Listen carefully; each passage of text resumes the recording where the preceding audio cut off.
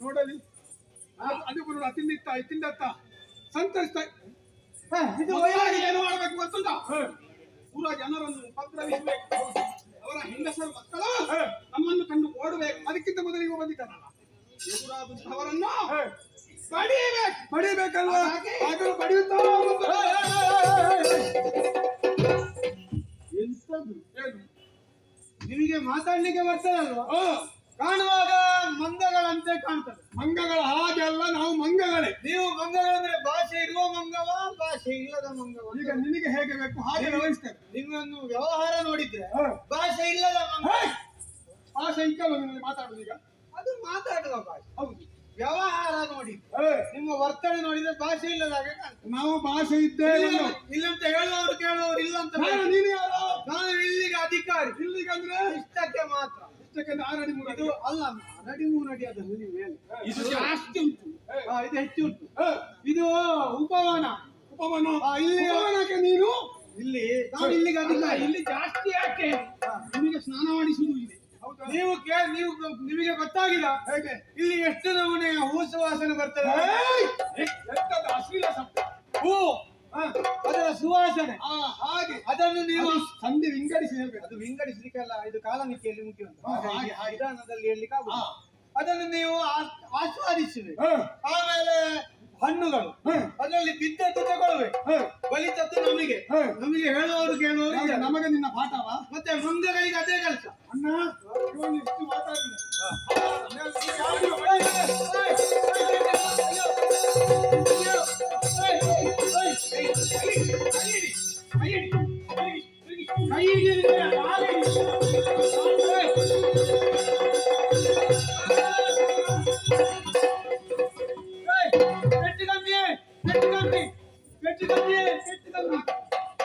ಪೆಟ್ಟು ಕಮ್ಮಿ ಇನ್ನು ಬಿಟ್ಟರೆ ಮಂಡೆಗೆ ಬಿಟ್ಟು ಪೆಟ್ಟು ಕಮ್ಮಿ ನಿಮ್ಮ ಹತ್ರ ಕಡೆಂಜನ ಸ್ವಲ್ಪ ಕೈ ನೋವಾಗ್ತದೆ ಅಲ್ಲಿಗೆ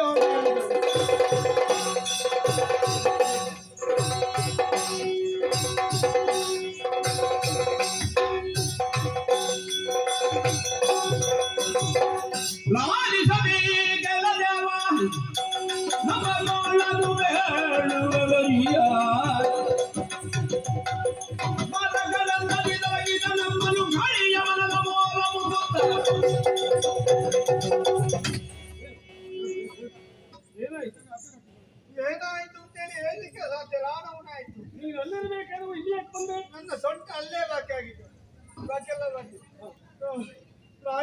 ಉದ್ಯಾನವನ್ನು ರಕ್ಷಣೆ ಮಾಡಬೇಕಾದವ ನೀನು ದೇವ್ರೆ ಏನು ಮಾಡುದು ನಾವು ಕರ್ತವ್ಯದಲ್ಲಿರುವಂತ ಸಂದರ್ಭದಲ್ಲಿ ಎರಡು ಬಲಾಢ್ಯ ಮಂಗಗಳು ಹೌದಪ್ಪ ಸಾಮಾನ್ಯ ಮಂಗ ಅಲ್ಲ ಭಾರಿ ಬಲಾಢ್ಯ ಬಲಿಷ್ಠವಾಗಿದ್ದಾನೆ ಅದಕ್ಕೆಂದೇ ಕೂಡನ್ನು ನಿರ್ಮಾಣ ಮಾಡಿದ್ದೇವೆ ರವಿಯನ್ನ ಹೇಳಿದ್ರು ನಾನು ಬಂದು ಹಿಡಿದು ಕೊಡ್ತೇನೆ ಅದೆಂತ ಮಾಡುದು ಅವರ ಗೂಡಿನ ವ್ಯತ್ಯಾಸ ಅವರ ಗೂಡಿನ ಗಾತ್ರವು ಇವರ ಗಾತ್ರ ಅಜ ಗೂಡಿಗೆ ಹೋಗುದಿಲ್ಲ ಹೋಗ್ಲಿಕ್ಕಿಲ್ಲ ಬಾಳೆಹಣ್ಣು ಅಂತ ಒಂದೇ ಒಂದು ಬಾಳೆಹಣ್ಣು ಯಾವುದೇ ರೀತಿಯ ಪುಷ್ಪಗಳನ್ನು ಎಲ್ಲ ಪುಟಿಗೈ ವಿಚಾರಿಸುವುದಕ್ಕೆ ಹೋದ್ರೆ ದೇವ್ರೆ ಮಾತನಾಡುವ ಮಂಗಗಳು ಹೌದು ಇಷ್ಟರವರೆಗೆ ಇಂತಹ ಮಂಗ ಬರಲಿಲ್ಲ ಇಂಥ ಮಾತನಾಡುವ ಮಂಗ ಇಷ್ಟರವರೆಗೆ ನಾನು ನೋಡಿ ಹಾಗೆ ಹೇಳಿದ್ರೆ ಭಾಷೆ ಇಲ್ಲದ ಮಂಗ ಅಂದ್ರೆ ಹೇಗೆ ವ್ಯವಹರಿಸಬೇಕು ಅಂತ ವಿಚಾರಿಸ ಮಾಡುವುದಕ್ಕೆ ಹೋದ್ರೆ ನನ್ನನ್ನೇ ಹೊಡೆದು ಬಡದು ದಂಡಿಸಿದ್ರು ಯೋಚನೆ ಮಾಡಿಕೊಳ್ಬೇಕಾಗಿದೆ ಒಳಗೆ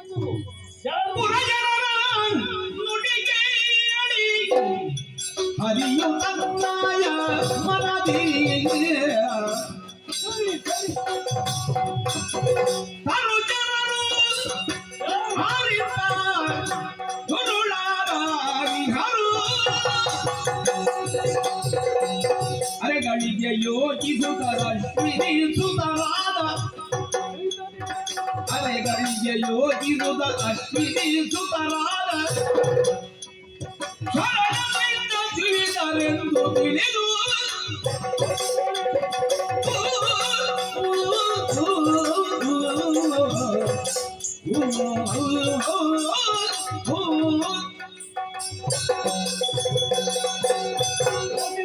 ಬಂದವರು ಯಾರು ಸಾಮಾನ್ಯವಾಗಿರುವಂತಹ ಪೋಡಗಗಳಲ್ಲ ರಾಮ ದರ್ಶನ ಆಗಬೇಕು ಅನ್ನುವುದಕ್ಕೆ ಬೇಕಾಗಿ ಅಶ್ವಿನಿ ದೇವತೆಗಳ ಮಕ್ಕಳು ಬೈಂದರಿಯುವುದನ್ನು ಈ ಕಡೆ ಸಾಧಿಸ್ತಾ ಇದ್ದಾರೆ. ಹಾಗೆಂತ ಹೇಳಿ ಅಷ್ಟು ಸುಲಭದಲ್ಲಿ ರಾಮದರ್ಶನ ಆಗುತ್ತದ? ನಮ್ಮಲ್ಲಿ ಕೆಲವರಿದ್ದಾರೆ ಅಹಂಕಾರಿಗಳು, ಅವರಿಗೂ ಸ್ವಲ್ಪ ಮತ್ತರಿಯಬೇಕು. ಅದರಲ್ಲಿ ಪ್ರಮುಖ ಗರುಡ ಅವನೇ ಒಂದು.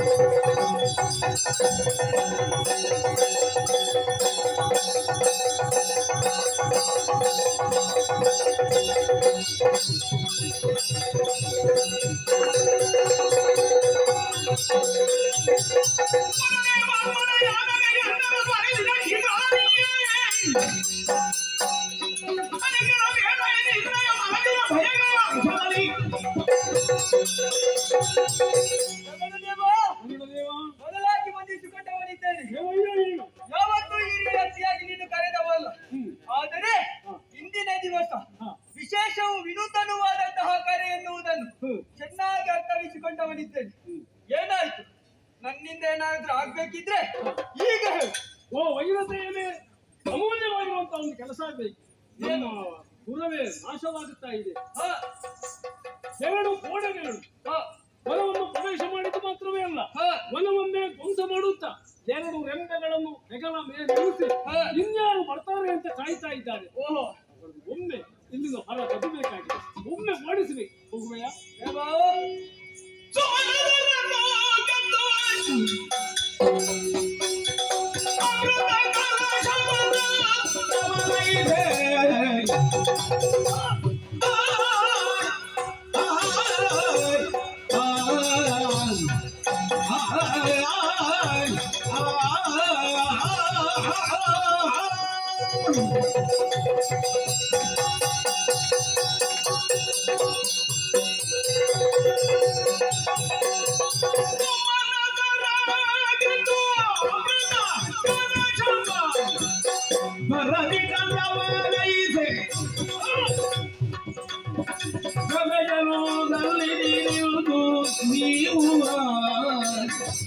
ನೀವು ಈ ರೀತಿ ನುಡಿವ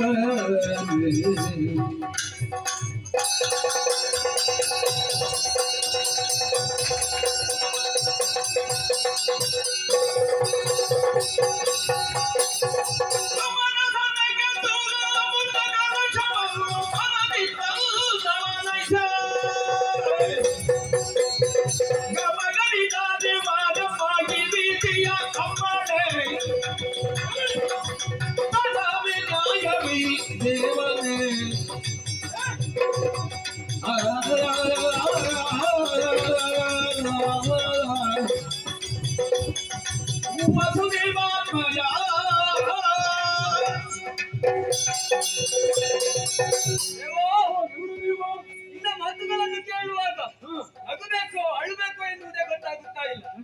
ಅಂತಹ ಮಾತುಗಳನ್ನು ನೀನು ಆಡುತ್ತಾ ಇದೆಯಲ್ಲ. ನಮ್ಮೀ ಬಂಧುರಿಗೆ ಎರಡು ಕಪ್ಪಿಗಳು ಬಂದಿದೆಯಂತೆ, ಉಪವನವನ್ನು ಹಾಳು ಮಾಡಿದೆಯಂತೆ. ಅದಕ್ಕೆ ಬೇಕಾಗಿ ನಾನು ಹೋಗ್ಬೇಕಂತೆ. ದೇವಾ, ಉಳಿದವರು ಬಿಡು, ನನ್ನ ಬಗ್ಗೆ ಚೆನ್ನಾಗಿ ಇರ್ತವ ಯಾರು ಅಂತ ಕೇಳಿದ್ರೆ ಅದು ನೀನು ಮಾತ್ರ. ಹಾಗಿರುವಾಗ ಇಂತಹ ಎರಡು ಕಪ್ಪಿಗಳನ್ನು ಓಡಿಸುವುದಕ್ಕಾಗಿ ನೀನು ನನ್ನನ್ನು ಕಳುಹಿಸಿಕೊಡುತ್ತಾ ಇದೆಯಲ್ಲ, ಸರಿಯಾಗಿ ಆಲೋಚನೆಯನ್ನು ಮಾಡು. ನನ್ನ ಪರಾಕ್ರಮ ಎನ್ನುವುದು ಸಾಮಾನ್ಯವೇ? ಈ ಹಿಂದೆ ತಂದೆಯನ್ನು ತಾಯಿಯ ದಾಸಿತನವನ್ನು ಹೋಗಲಾಡಿಸುವುದಕ್ಕೆ ಬೇಕಾಗಿ ಸುರಲೋಕದಲ್ಲಿರುವಂತಹ ಅಮೃತವನ್ನೇ ತಂದವ ನಾನು. ಅಂತಹ ಪರಾಕ್ರಮಿ ನಾನಿರುವಾಗ ಹೋಗಿ ಆ ಎರಡು ಕಪ್ಪಿಗಳನ್ನು ಓಡಿಸುವುದಕ್ಕಾಗಿ ನನ್ನನ್ನು ಕಳುಹಿಸಿಕೊಡುತ್ತಾ ಇದೆಯಲ್ಲ. ಸಾಮಾನ್ಯರು ಹೋದ್ರೆ ಅವುಗಳನ್ನು ಹಿಡಿದು ತರುವುದಕ್ಕೆ ಸಾಧ್ಯ ಇಲ್ಲ. ಅಮೃತ ಅಪಹಾರ ಮಾಡಿರುವ ತಾಯಿಯ ಆ ದಾಸತ್ವವನ್ನು ಮುಕ್ತ ಮಾಡಿದವ ನೀನು. ಈ ಕಾರ್ಯವನ್ನು ನೀನಲ್ಲದೆ ಅನ್ಯರಿಗೆ ಮಾಡುವುದಕ್ಕೆ ಸಾಧ್ಯ ಇಲ್ಲ. ಇದು ನನ್ನ ಪ್ರಶ್ನೆ, ಮಾನವ ಪ್ರಶ್ನೆ. ನಮ್ಮ ಈ ಪುರದ ಗೌರವ ಉಳಿಯಬೇಕು ಅಂತಾದ್ರೆ ನೀನೇ ಹೋಗ್ಬೇಕು.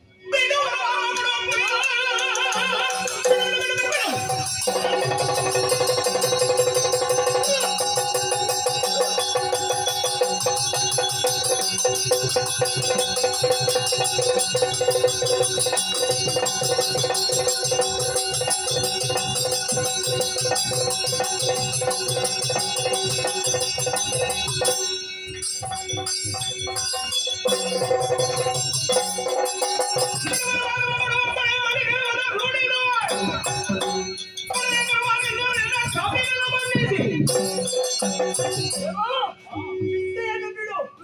ನೀನು ಮಾಡಿದಂತಹ ಕಾರ್ಯವನ್ನು ನಾನು ಮಾಡಿ ಬರುತ್ತೇನೆ.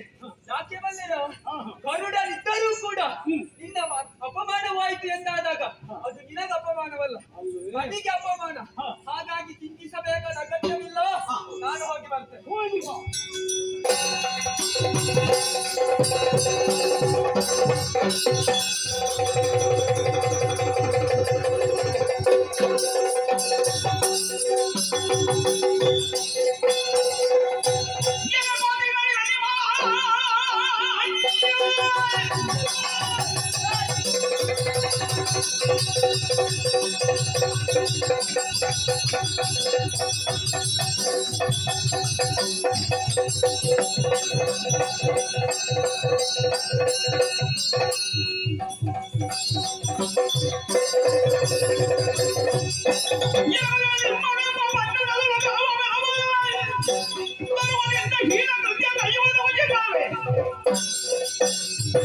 ಕಪಿಗಳೇ, ಏನದು? ಸಾಮಾನ್ಯ ಕಪಿಗಳೆಲ್ಲ ನೀವೆನ್ನುವುದನ್ನು ಚೆನ್ನಾಗಿ ಅರ್ಥವಿಸಿಕೊಂಡವನಿದ್ದೇನೆ. ಆದರೆ ನಿಮ್ಮ ಕಪಿ ಚೇಷ್ಟೆಯನ್ನು ನೀವು ಮುಂದುವರಿಸಿದ್ದೀರಲ್ಲ, ನಿಮಗೆ ಹಸಿವಾಗುತ್ತದೆ ಎಂದಾದರೆ ಮರದಲ್ಲಿರುವಂತಹ ಹಣ್ಣಪ್ಪಗಳನ್ನು ತಿಂದು ಹೋಗಬಹುದಿತ್ತು. ಆದರೆ ನೀವೇನು ಮಾಡಿದ್ದೀರಿ? ನಮ್ಮಿ ವರವನ್ನು ಹಾಳು ಮಾಡಿದ್ದೀರಿ. ಹಾಳು ಮಾಡಿದ್ದು ಮಾತಾಡುದಲ್ಲ ಇವನಿಗೆ ಪ್ರಶ್ನೆ.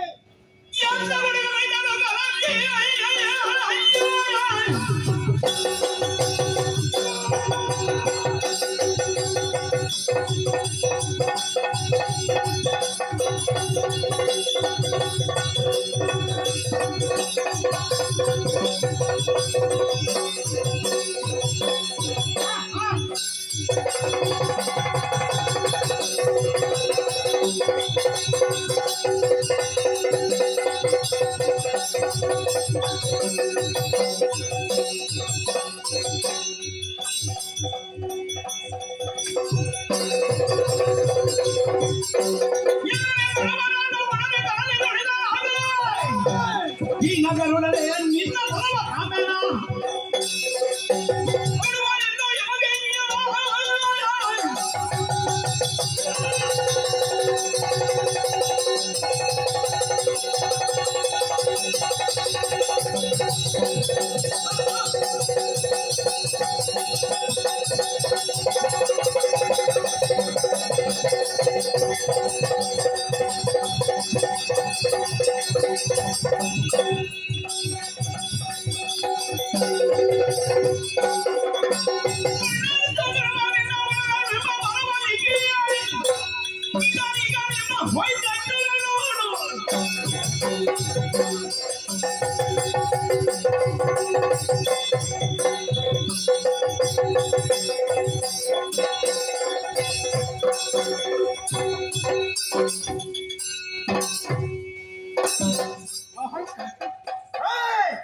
ಇನ್ನು ಹೊಡಿಬೇಡ.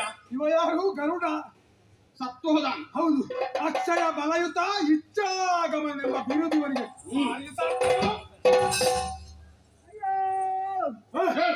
ಅಣ್ಣ, ಏನು? ಈಗ ಮುಂದೆ ಇವನಿಗೆ ಸನ್ಮಾನ ಮಾಡಿ ಕಳಿಸ್ಬೇಕು. ಇವನಿಗೆ ಸನ್ಮಾನ ಮಾಡಬೇಕು. ಹೌದು, ಇವನ ಹಾಗೆ ಕೊಕ್ಕೆ ಇಷ್ಟು ಉದ್ದ. ಇವನ ಕೊಕ್ಕೆ ಇಷ್ಟು ಉದ್ದ.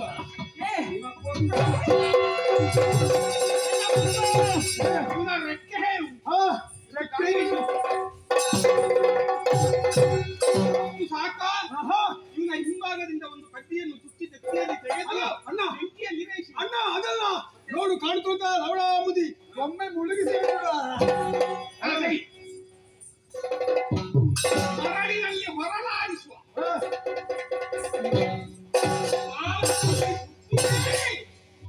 ಇವನನ್ನು ನಭೋಮಂಡಲಕ್ಕೆ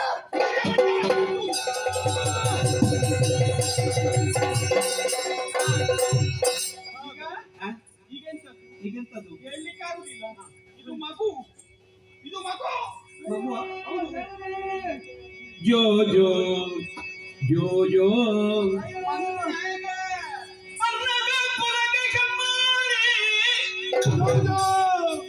ಜೋ ಜೋ ಗುಣಪದ ಸಂಸವಿಹಾರಿಯೇ ಜೋ ಜೋ ದೀರ್ಘದ ನಾಥ ವಿಕಾರೇ ಜೋ ಜೋ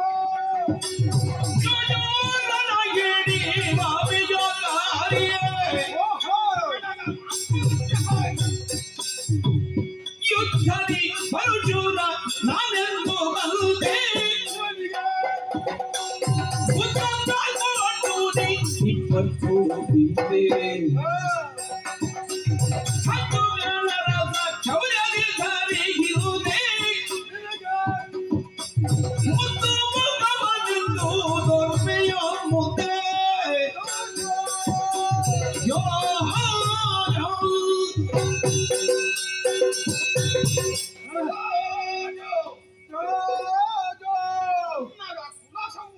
ಹೌದು. ಜೋಜೋ ಉಪಣದ ಮಾಂಸ ಚಕ್ಕನ ತಿನ್ನುವ ಇವನಿಗೆ ಜೋ ಜೋ